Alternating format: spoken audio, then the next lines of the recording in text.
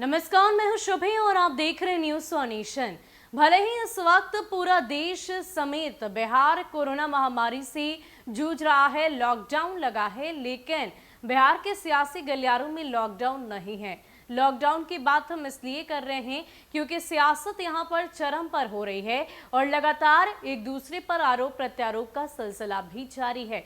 सबसे पहले आरजेडी की बात करें तो आरजेडी की तरफ से एक तरफ मुख्यमंत्री नीतीश कुमार के खिलाफ मोर्चा खोल दिया गया है, अलग अलग मुद्दों को लेकर सवाल उठाए जा रहे हैं, तो वहीं दूसरी ओर अब एनडीए पर भी यानी कि इस तमाम घटक दलों पर भी सवाल उठ रहे हैं कि इनके भीतर खाने नाराजगी चल रही है। पहले वीआईपी प्रमुख मुकेश सैनी और साथ ही साथ जीतन राम मांझी की मुलाकात को लेकर बिहार में सियासत गर्मा उठी, तो वहीं दूसरी ओर अब इस बात के दावे आरजेडी की तरफ से किए जा रहे हैं कि एनडीए में सब कुछ ऑल इज वेल नहीं है, सब कुछ ठीक नहीं है।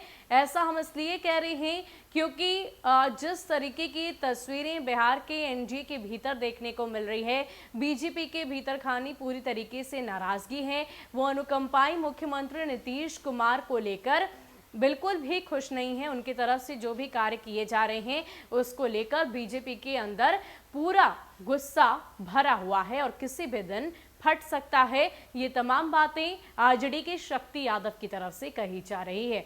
आपको बता दें कि इन दिनों बिहार में की सियासत को लेकर काफ़ी सारी बातें चर्चाएं में हैं। ये तक कहा जा रहा है कि लॉकडाउन के बाद 15 अगस्त से पहले बिहार में सियासत परिवर्तित हो जाएगी, बिहार में नई सरकार बनेगी। इसके अलावा आरजेडी की शक्ति यादव क्या कुछ कह रही हैं मुख्यमंत्री नीतीश कुमार और उनकी पूरे एनडीए को लेकर, पहले आप सुनिए। बिहार के अनुकंपाई मुख्यमंत्री नीतीश कुमार जी के कार्यशैली से भाजपा और कई छोटे घटक दल एनडीए के बिहार में पूरा सदमा में है। भाजपा का तो कार्यकर्ता जो मंडल स्तर पर है, मानो उन लोग के अंदर एक गुबार गुस्से का कब फूटेगा ये पता ही नहीं चलेगा। हालात बद से बदतर है। 75 एमएलए की पार्टी, विश्व की सबसे बड़ी पार्टी, और तीसरे नंबर के पार्टी के सामने सत्ता लोलुपता के चलते नतमस्तक हो रखी है। अब बताइए कि दो उप मुख्यमंत्री और दर्जन 1.5 दर्जन से ऊपर मंत्री कहीं अत्ता पत्ता है जी। अनुकंपाई मुख्यमंत्री अपना एक अन्य मार्ग में चैन की बंसी बजाते हैं और मीटिंग करते हैं, अगल बगल में चंगू पंगू ब्यूरोक्रेसी को बैठाते हैं। कहीं दिखाई पड़ते हैं क्या विभागीय मंत्री और डिप्टी सीएम? बिहार के लोग तो पता ही नहीं, बिहार के लोगों को कौन डिप्टी सीएम दो है भाई।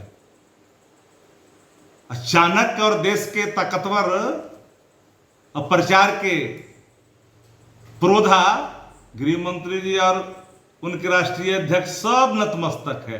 बंगाल चुनाव के हार के बाद मानो भाजपा ने पूरी अपनी साख को नीतीश कुमार जी के सामने गिरवी रख दी।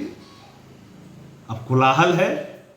भाजपा का कोई भी नेता बोलता है तो कार्रवाई करनी मजबूरी है भाजपा की। जदयू के नेता महेश्वर प्रसाद यादव ने कहा कि नीतीश कुमार प्रधानमंत्री कैंडिडेट हैं, इनको आगे निकलना चाहिए। बताइए भला, और जेपी से तुलना कर दिए, जो बिहार को नरक में तब्दील कर दिए, सबसे निचले पैदान पर ले आए, उनको जेपी का उपाधि दे करके नरेंद्र मोदी जी को चुनौती दे रहे हैं। अब तो हद है भाई।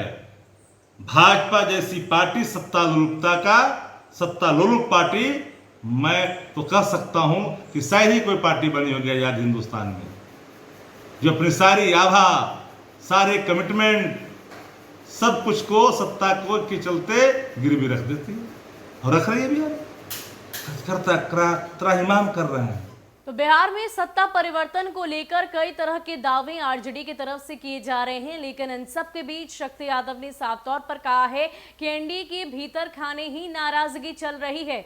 भाजपा के तमाम नेताओं की तरफ से मुख्यमंत्री नीतीश कुमार को बिल्कुल भी पसंद नहीं किया जा रहा, न उनकी कार्यशैली को पसंद किया जा रहा है। और इस बात का प्रमाण यही है कि बिहार में दो उप मुख्यमंत्री हैं, लेकिन कहीं भी उनकी उपयोगिता, उनकी भागीदारी नहीं दिखाई देती है। आप इस बात से अंदाजा लगा सकते हैं कि बिहार में भाजपा की क्या रौब है, क्या उनकी पहचान है। वो इसलिए क्योंकि एक तरफ जहां देश नहीं बल्कि विश्व भर में भाजपा सबसे बड़ी पार्टी है, तो वहीं दूसरी ओर बिहार की सियासत में वो पूरी तरीके से नदारद दिखती है। उनकी किसी भी तरीके की भागीदारी सामने स्पष्ट तौर पर नहीं दिखाई देती और यही वजह है कि भाजपा और जेडीयू के बीच भीतर खाने नाराजगी चल रही है। और ये कहना है आरजेडी की तरफ से। आपको बताते चले कि आरजेडी की तरफ से लगातार इस बात के दावे किए जा रहे हैं कि बिहार में जल्द ही सत्ता परिवर्तित हो जाएगी। ज्यादा अपडेट के लिए आप बने रहे न्यूज़ फॉर नेशन के साथ। नमस्कार।